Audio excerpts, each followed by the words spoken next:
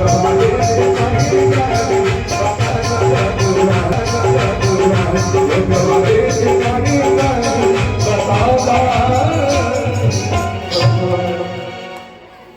दूल्हा सरकार की।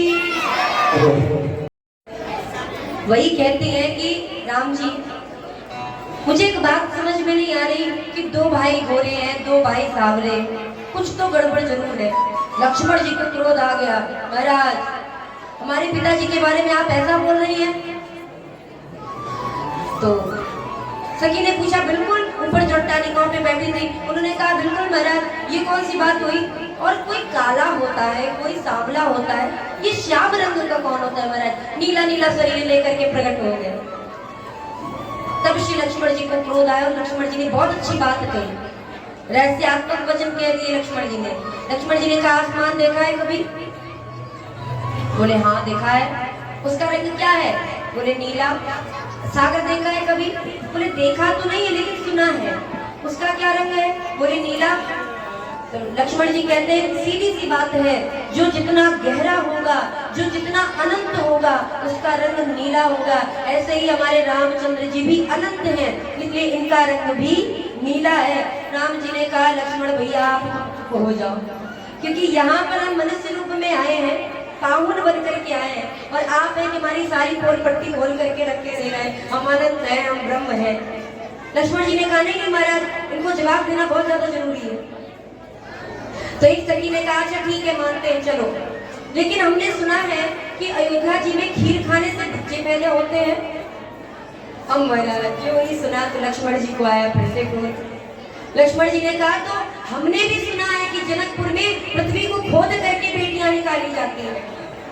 तो महाराज दोनों लोगों में आपस में बहस होने लगी। तो जो राम जी के बगल में वृद्ध मैया बैठी थी, उन्होंने कहा, अच्छा एक बात बताओ राम जी, ये जो बुढ़ऊ बाबा है,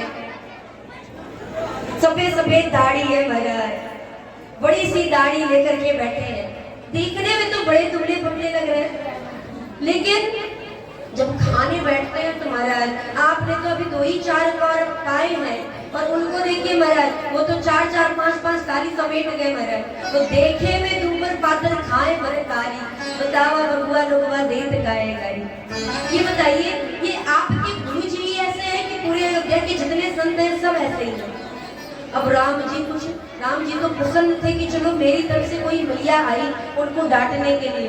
यहाँ तो राम जी कुछ नहीं बोलते, राम जी चुप हो गए, बोले महाराज यहाँ चुप हो रहना ही ज्यादा ठीक है। एक सखी तो ऊपर से बैठ करके कहने लगी, छयलवा को दे वो चुनी चुनी के गाए। एक सखी कहती, राम जी मैंने सुना है कि आपकी कोई बहन भी थी, जिन्हें कहना चाह रहे हैं, कहीं तो कहें क्या? दशरथ जी ने कहा, हाँ मेरी एक बड़ी बेटी है, राम जी से भी बड़ी बेटी है, उसका नाम शांता है। बोले हाँ उसका नाम शांता है। तो महाराज नियम तो ये है कि राजा की बेटे के साथ उसका विवाह होता है, कोई भी राजकुमारी होगी तो राजकुमार के साथ उसका विवाह होगा। लेकिन हमने ऐसा सुना है कि देना तो चाहिए राजकुंवर को, ले भागे जटाधारी, छयलवा को देहो चुन चुन के गाए। महाराज मैंने सुना है कि देना तो चाहिए राजकुमार को, अगर राजकुमारी है तो राजकुमार के साथ उसका विवाह होना चाहिए, लेकिन ले भागे जटाधारी अर्थात श्रृंगी ऋषि के साथ जिनका विवाह हो गया, तो ऐसे जटाधारी बाबा जिनकी बेटी को लेकर के भाग गए हो महाराज, ऐसे अयोध्या जी में क्या? अच्छा अब समझ में आया कि अयोध्या के जितने भी ये कुंवारे राजकुमार हैं या कुंवारे बालकगण हैं, इनको लेकर के दशरथ जी महाराज क्यों आए हैं? राम जी ने कहा क्यों आए? सखियों ने कहा इसीलिए महाराज इनका ब्याह तो हो नहीं रहा होगा, जहाँ की राजकुमारी चली गई हो, भला वहाँ के किसी भी बालक का विवाह कैसे होगा? तो दशरथ जी महाराज बड़े दिमाग के निकले। दशरथ जी ने सोचा कि महाराज जनकपुर में ले जाकर के जितने भी कुंवारे हैं सबका विवाह करा देंगे, और इसीलिए शायद इनका सबका विवाह करा दिया गया जनकपुर में। अब राम जी एकदम चुप हो गए महाराज, राम जी के मुख से वाणी अब नहीं निकल रही है। क्यों? बोले महाराज इनसे अगर एक शब्द भी बोले तो ये 1000 शब्दों का बाढ़ मार देगी, इसलिए चुप रहने की ज्यादा बेहतर है। और इस प्रकार रामचंद्र जी की इस दिव्य लीला का वर्णन गोस्वामी जी महाराज कहते हैं। सब लोग बैठे हुए हैं। समय सुहावनी गाय विराजा, हसत राव सुनि सहित समाजा। पूरे समाज के लोग हंस रहे हैं महाराज। कौन कौन? बोले राव के सहित, अर्थात दशरथ जी महाराज के सहित। तो दशरथ जी महाराज के सहित समाज हंस रहा है।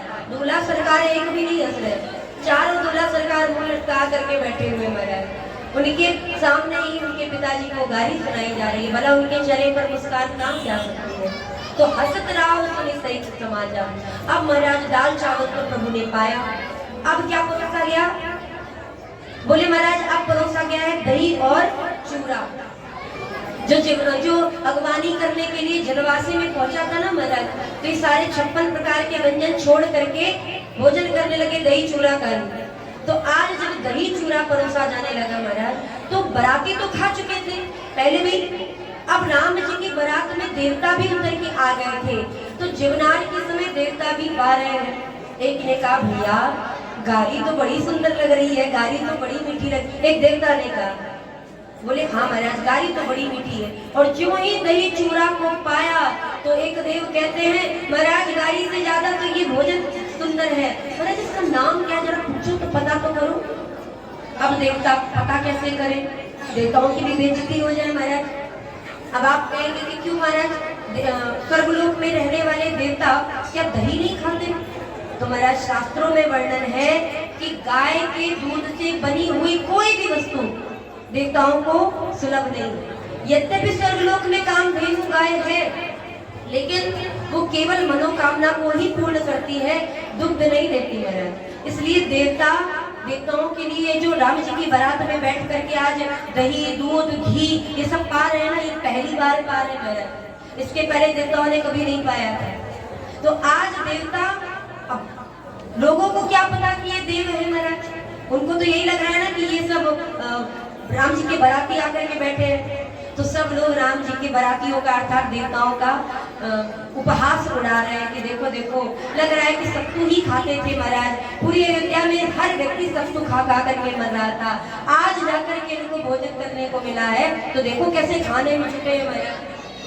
तो इस प्रकार सब लोग एक दूसरे का उपहास कर रहे हैं, गाली दे रहे हैं, और यह सुंदर सा समाज सबको बड़ा प्रिय लग रहा है।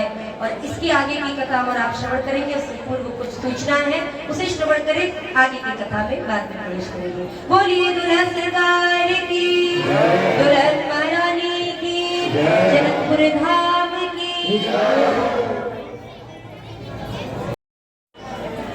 भोजन के साथ साथ राम जी को गारी भी खूब खाने को मिली, और ये पहली बार ऐसा भोजन हुआ है कि भोजन के साथ साथ गारी भी खा रहे हैं राम जी। तो अब गोस्वामी जी महाराज वर्णन करते हैं कि जीवनार तो हो गया, जीवनार के बाद दहेज दिया गया। दाइज अमित न सकिए कहीं, दीन विदेह बहोरी, जो अवलोकत। वहां से कुछ दिनों तक मिथिलावासी कहते हैं कि रामचंद्र जी को मिथिला से गए ही नहीं। आज भी राम जी मिथिला में ही पाहुन बनकर के निवास कर रहे हैं, इसलिए जब जो मन में आता है सुना देते हैं मेरा। घर के जमाई की कोई इज्जत नहीं होती ना मेरा, घर के जमाई को जो खाता है जो बोल करके चला जाता है। तो घर जमाई को जैसे उतना समय महाराज बधाई गा रहे हैं, ये विवाह महोत्सव की विवाह गा रहे, विवाह की पद गा रहे, ऐसा तो है नहीं। लेकिन मिथिलावासियों को इतनी छूट मिली है महाराज कि जब मन आता है तब राम जी को अपना जीजा जी कहते हैं, और जानकी जी को अपनी बहन बताते हैं। वो जानकी जी से तो बड़ा डरते हैं, लेकिन राम जी को एक नहीं दी। तो कहने का तात्पर्य, मिथिलावासी कहते हैं कि चारों दुल्हा सरकार और दुल्हन महारानी सभी मिथिलावासी भगवान के नाम का संकीर्तन भी करते हैं, भगवान को गाली भी देते हैं, भगवान के साथ हास उपहास भी करते हैं, और करते करते 6 महीने बीत गए। कैसे बीते? बोले महाराज जैसे पलक बंद करने के बाद रात्रि व्यतीत हो जाए, पलक बंद करने के बाद समय व्यतीत हो जाए, ऐसे ही पलक बंद करने के बाद रात्रि व्यतीत हो जाती है।